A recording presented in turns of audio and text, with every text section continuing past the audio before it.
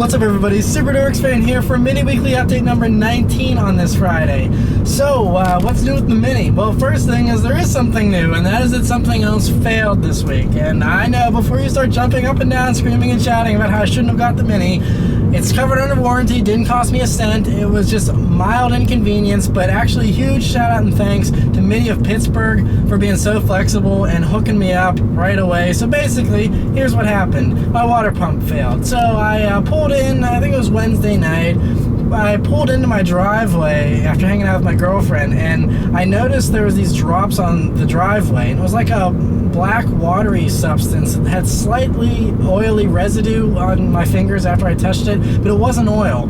And so I was like scratching my head, like trying to figure out what it was, and the fact that it was there whenever I pulled into the driveway means that it leaked out, and I didn't notice it whenever I pulled out of the driveway to leave earlier that evening, and then when I came back it was there, and then when I pulled into the driveway at the end of the night, I saw that it was like dripping down. So I don't know how long it was leaking for. The car was driving fine. I didn't get any warning lights or anything like that. No symptoms whatsoever. But I was like, crap, well that's obviously not good. And I was like, I gotta go to work in the morning. I have a 45-minute long commute, so it's not like I can just limp to work or something. I was like, crap, what am I gonna do? Luckily, the service department opens at 7 a.m. I called them right at like 7 a.m. and I was like, hey, I need a loaner car, I need to get to work, I need to get this fixed. And they were like, come on in, we got you covered. And so they got it in there and everything was good. So anyway, it took them a good part of the day to fix it, and they actually gave me a sweet loaner car.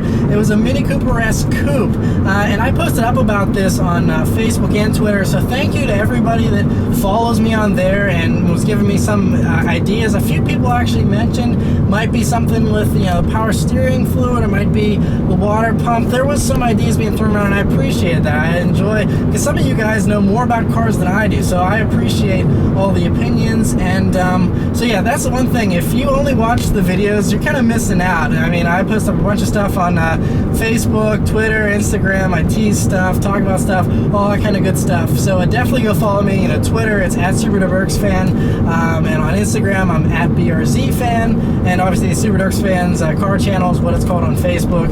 So definitely go follow me on all those. But anyway, so thanks to you guys. You know, I kind of had a few ideas of what it might be, but they fixed it, and everything was good. And that Mini Cooper S Coupe that I drove around for the day, a few people on Facebook were like, you should totally review that.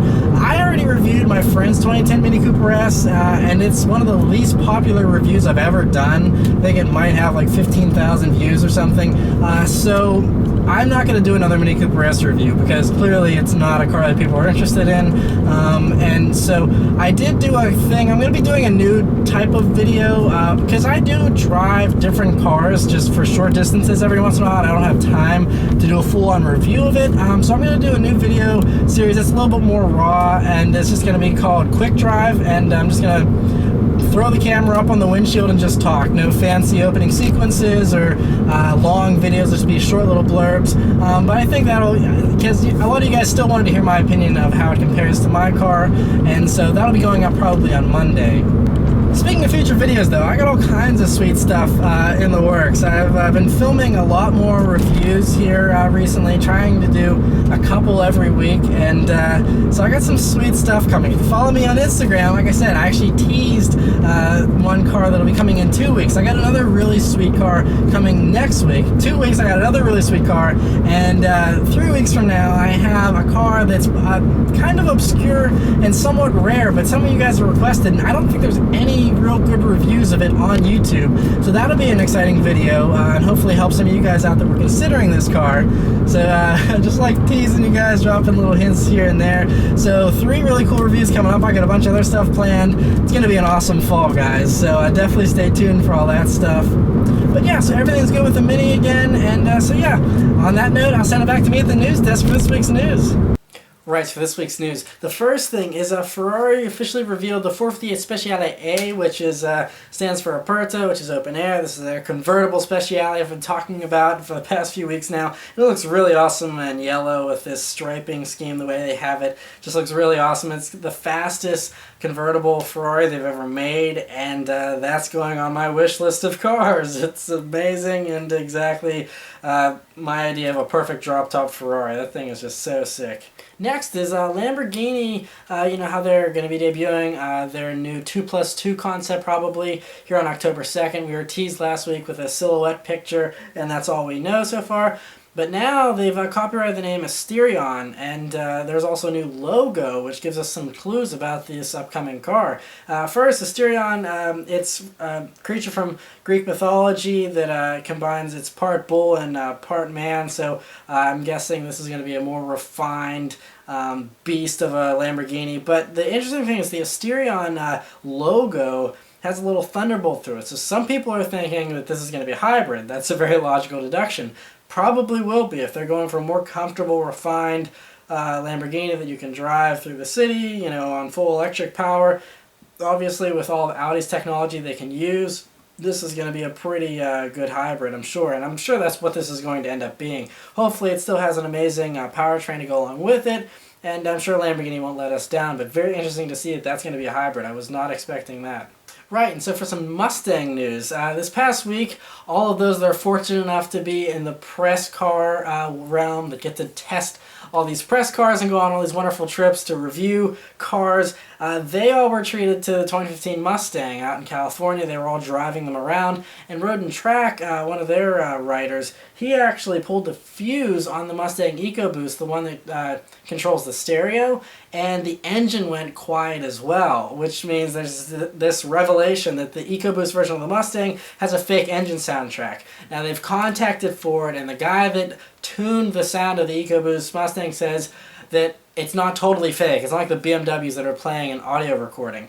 This is real sound. They just amplified it and kind of distorted it so that it sounds better.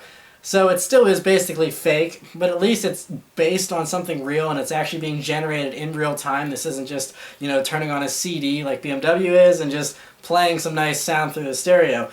This actually is the real engine. It's just very much distorted. So it's like taking someone that doesn't sing very well and auto-tuning them. I mean, everyone is totally fine with that in pop music, so I'm willing to accept it. I mean, the Ecoboost does sound pretty good from the few videos that I've seen. Winding Road did a really cool drive of one, you know, first-person view, and it sounds pretty good. Obviously, it's no V8, but if you can't step up to the V8, I still think the Ecoboost is a pretty decent option. Some people I mentioned in Twitter this past week, and some people have been asking me to talk more about that, you know, about the Ecoboost Mustang, how there's a torque dip at 5,600 RPMs. Basically, the Mustang has no top end beyond that, which is a little bit of a turnoff, but at the same time, my Mini has great power, and its power also drops off around 5,600 RPMs, and that car is still amazingly zippy on the streets, very powerful, and so at first I was kind of turned off by the Ecoboost. Obviously, I would still rather have the V8, but I think the Ecoboost would still be a pretty fun car. So hopefully I'll be test driving one soon, and I'll be able to give you guys my impressions of it. But interesting to hear that that's kind of distorted, that engine noise.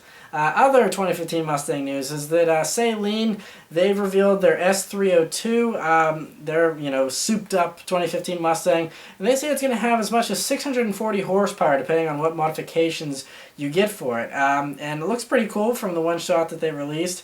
And yeah, so I think Roush should be coming out with their version pretty soon as well. So all kinds of good 2015 Mustang stuff. Next, another bit of exciting news here is Mercedes officially revealed the 2015 Mercedes AMG C63, and it's obviously just the hotter version of the amazing C-Class that's out now, and it's going to have 503 horsepower in the C63S. There's going to be a standard one that's going to have, I think, like 463 horsepower, which is nothing to sneeze at either. But 503 for the top spec. It's coming in March. And it looks really good, exactly how you would expect an AMG to look. I think this one actually looks a little bit more aggressive. It looks better than I was expecting, to be honest. And this is the twin-turbo V8 engine that's out of the new AMG GT. So a very good engine. It's better on fuel, and it's more powerful. Let's hope it sounds half as good as the outgoing V8. But very cool to see that. Other interesting Mercedes news is they designed a big rig truck, and it's called Future Truck 2025, and it envisions a self-driving big rig, and it's actually, they've tested it. This isn't just some crazy concept. They've gone down the Autobahn at 50 miles per hour with this truck driving itself. And obviously there's, safety concerns about what truckers will be doing while the truck's driving itself. You want to make sure that you're still paying attention and stuff. But with how overworked a lot of the truck drivers are, like the one that hit Tracy Morgan's limo several months ago and injured him, obviously there's some issues in the trucking world, and hopefully this would fix some of those. And I'm just excited about this simply because if these self-driving trucks know to stay in the right lane, I'll be happy. If it keeps big rigs out of the left lane so everyone can pass them, then this needs to be on the market today. Please bring out self-driving trucks. I mean, the whole idea of these many tons just rolling on a computer system driving it kind of scares me a little bit. But as long as they're in the right lane, out of the way, going the speed limit, I don't care. That's great. That would be good. Not that I'm hating on 18-wheeler drivers or anything like that, but it's just kind of a pain on the highways a lot. So I'd be glad to take a lot of the stress out of it for the truckers, just have them drive themselves and chill in the right lane. That'd be good with me. While we're talking about self-driving vehicles, the Cadillac, what they were going to call the LTS, it's now been officially announced that their new flagship is going to be called the CT6, and there's going to be this new naming convention they're going to be coming out with, and every single one of their cars is going to start with CT and then a number, which I'm slightly disappointed about. And it's not like CTS and ATS were beautiful names either, but I mean, really, are we naming iPhones here, or is this a car? I don't know. I miss the days of, Cadillac and everyone else having these beautiful, elegant names, DeVille, Seville, all those kinds of cool, beautiful names. And now it's just CT6. I don't know. Maybe it sounds futuristic or something. I don't know. To me, from Cadillac, I would just expect something else. I know they're going for performance. They don't want to just have massive rolling couches like they used to. But still, I think that, going back to some of those old names would be pretty cool. Anyway, I'll move on. But yeah, so it's going to be called the CT6, and the CTS, the ATS will all be renamed. I'm assuming lower numbers, CT2, 3, 4, whatever, I don't know. Could have chosen better names. Anyway, moving on. The next thing is Audi is playing around with some TT Sportback concepts. We're probably going to get them in Paris here. It's a four-door Audi TT. I don't know why Audi likes making Sportback versions of everything. They have the A4, and then they said, hey, let's make a coupe. We'll call it the A5. And then they said, you know what? Let's make a four-door version of the A5, which is essentially an A4, except a little bit bigger, but it's not an A6.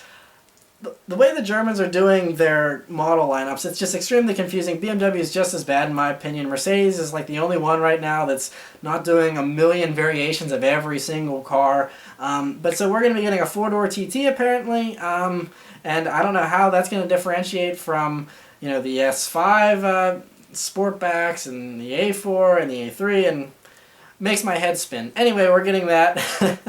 I'm in a complaining mood today. Another thing is Audi's also bringing a new TT Roadster to Paris, so that's no surprise. We've always had the coupe and the Roadster, and so they'll be giving us a Roadster as well. That's perfectly normal and totally expected from Audi. Not sure about a five-door Sportback version, though.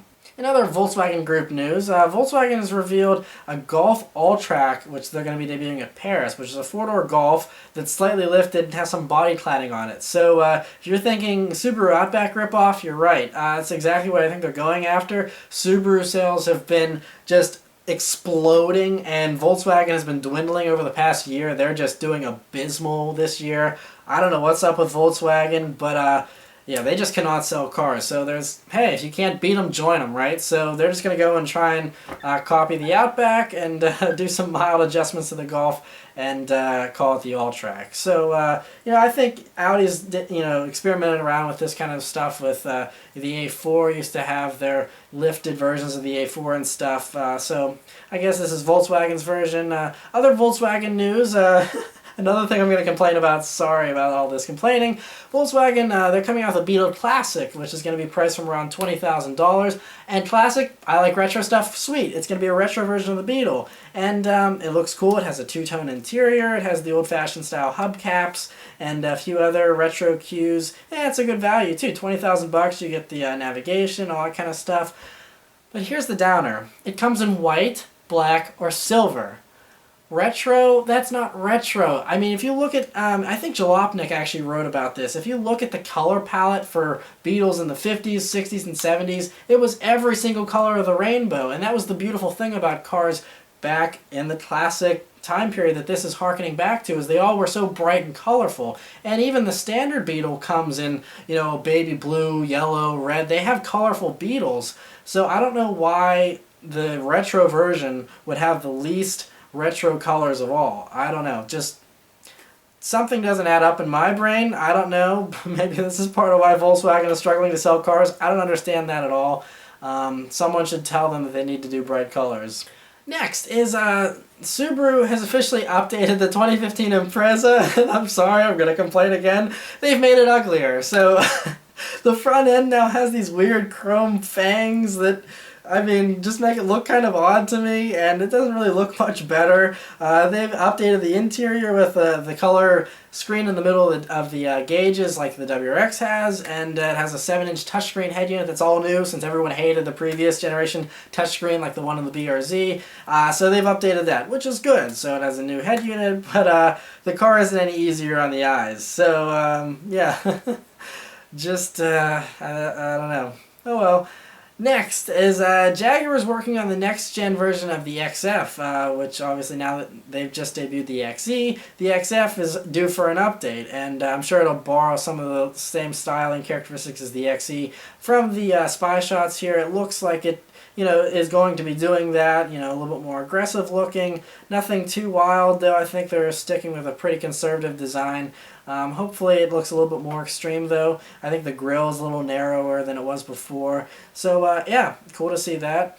And lastly, another thing I'm scratching my head about this week is just, aside from the Ferrari and stuff like that, just not a whole lot of good news. But the last thing is Hyundai is building a car for SEMA. Sweet, so it's going to be a customized, awesome car. You would think they would pick the Genesis Coupe or something like that to soup up. But no, they're taking the new Sonata and giving it 708 horsepower. I'm not sure why, but that's what they're doing. Obviously, it's just going to be a fun concept car, and obviously they want to show off the new Sonata, and so they figure, hey, let's just soup it up. I think they're going to be the only ones souping up a Hyundai Sonata. I don't think anyone else that buys one of these is saying, hey, let's put a bunch of horsepower in this car. It's a family sedan. But that's what they're doing, and so that's interesting. Hopefully we'll see how the final version looks here at SEMA. So yeah, that's it for all the news this week, guys. So I'll send it back to me in the car. Alright, so I'll leave you guys with a nice little acceleration here, a second gear roll, like I always do.